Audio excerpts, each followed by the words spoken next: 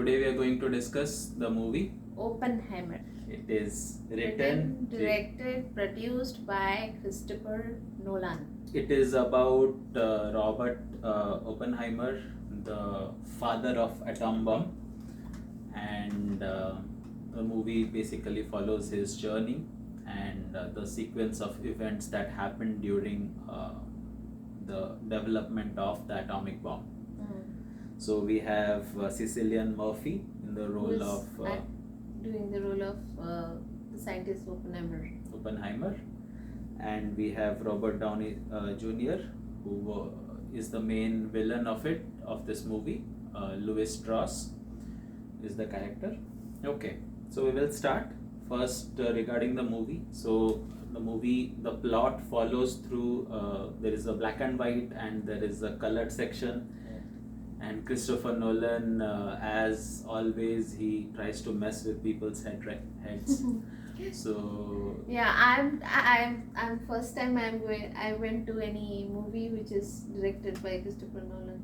So it's really when the plot is like it is very captive, like okay, what happens next and all. Yeah. And you should be always alert to relate the things. Okay. Black and White follows Strauss's confirmation hearing in 1959, and the colored events, they are again broken down into 4 different parts. One is Oppenheimer's study in Europe. Other is Oppenheimer's project. Third is Oppenheimer's security hearing. Correct. Yeah, that hearing part, that where Christopher Nolan was accused about that communist link up and all, right? Oppenheimer. So that is happened after Strauss accused, right? This was the plot from Strauss, right? It's not the real accusation, correct? No, this is all real, right? No. In that movie, it was showing like Strauss was telling that you can play the role of this person and all, and then they plot it like we can play a game and that is the end of the movie, right? Okay, yeah. Today we will mostly discuss the movie.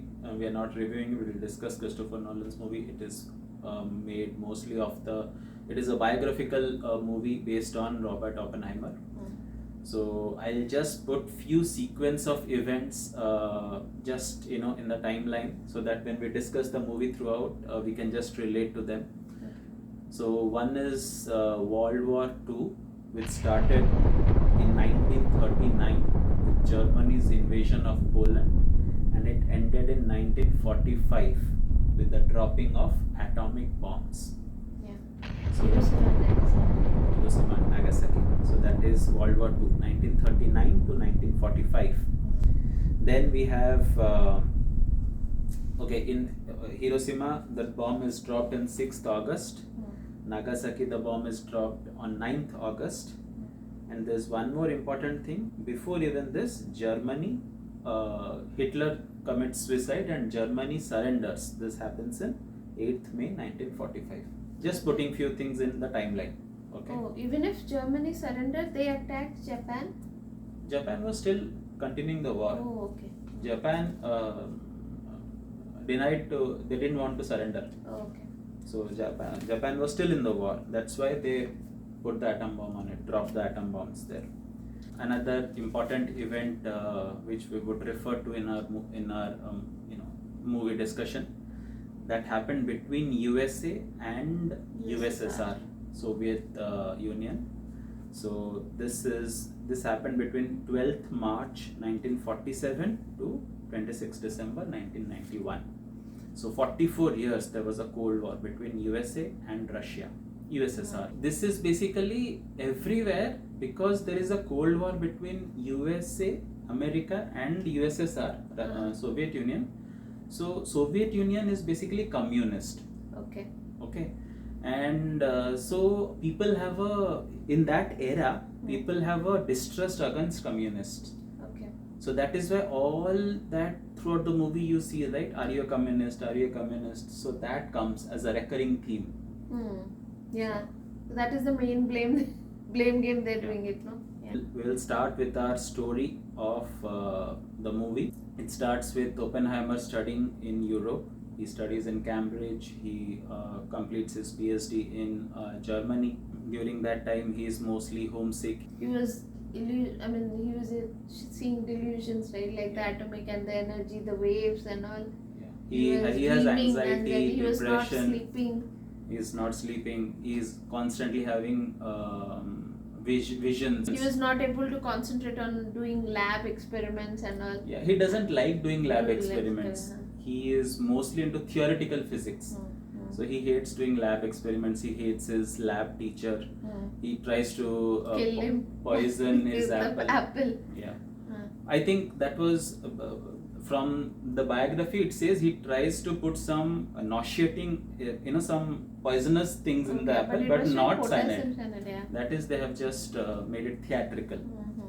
And it seems again they have made it theatrical that Niels Bohr Was he trying to eat it? Yeah.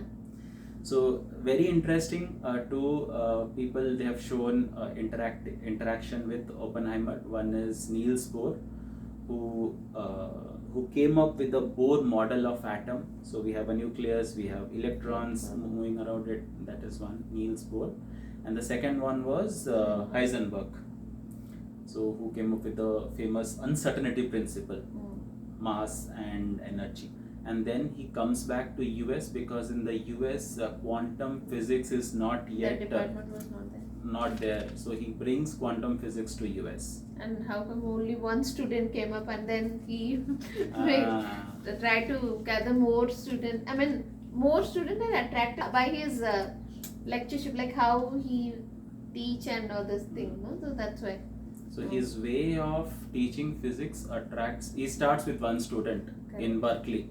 In the movie, it is also explained like how he is devoted more towards physics, that thing, so that he is not giving proper time to family, and he put his son to his brother or his colleague. They raised him up. So that aspect also, like if you see in that scene where that actor Murphy, right,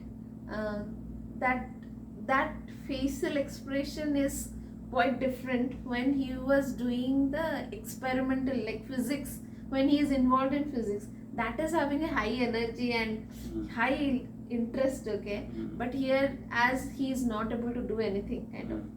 So that part also he's, yeah. The movie talks about his associations with communists.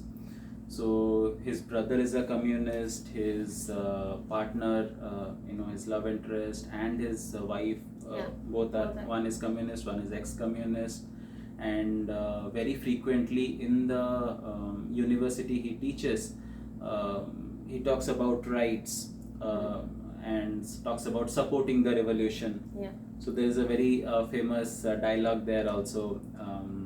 This is America of we already have had our revolution. Correct. So, and people all keep telling him to keep politics out of class. Correct. But he somehow frequently keeps on mixing them. Yeah. But he is not like a people's person. He doesn't really have a lot of friends and all that. Yeah. But cause of revolution, it just inspires him. Then he is selected by the colonel to lead the Manhattan Project. Yeah. So it is in Los Alamos, New Mexico. This project is done using $2 billion and in a period of 3 years. So as basically here they talk about two different bombs.